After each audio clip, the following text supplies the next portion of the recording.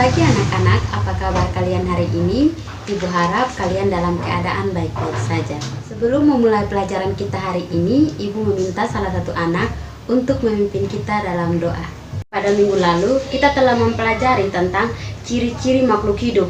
Dan salah satu ciri makhluk hidup yaitu bertumbuh dan berkembang. Nah, pada hari ini kita akan melanjutkan pembelajaran kita tentang pertumbuhan dan perkembangan.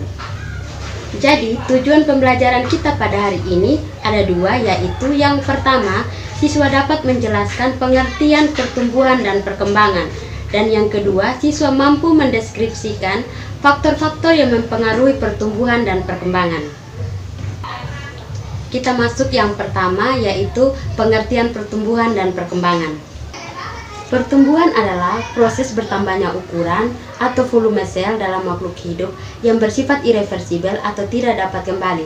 Jadi ketika kita bertumbuh, kita tidak dapat kembali ke ukuran semula kita. Sedangkan perkembangan adalah perubahan menuju keadaan yang lebih kompleks atau dewasa.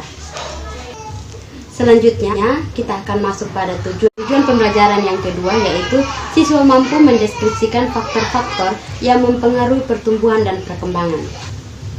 Jadi, faktor-faktor yang mempengaruhi pertumbuhan dan perkembangan dibagi atas dua, yaitu faktor internal dan faktor eksternal.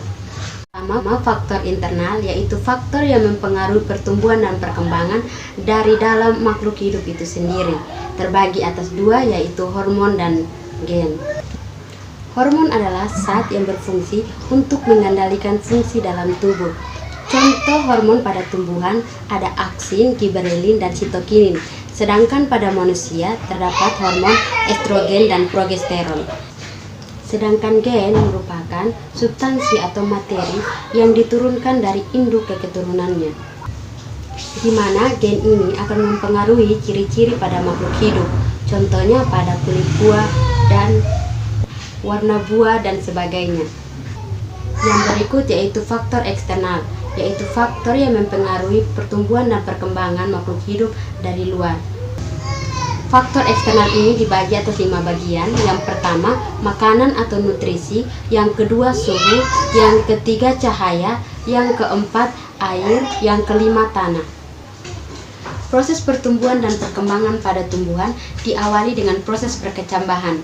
Kecambahan dibagi menjadi dua, yaitu epigeal dan hipogeal. Pada epigeal, kotiledonnya berada di atas tanah, sedangkan pada hipogeal, kotiledonnya berada di bawah tanah. Sekian materi kita pada hari ini. Ibu akan membagikan kalian dalam 2 kelompok, dan setiap kelompok akan mendapatkan LKPD masing-masing. Dan Ibu harap kalian mengerjakan dengan baik dan benar. Sekian pertemuan kita hari ini, sampai jumpa di minggu depan.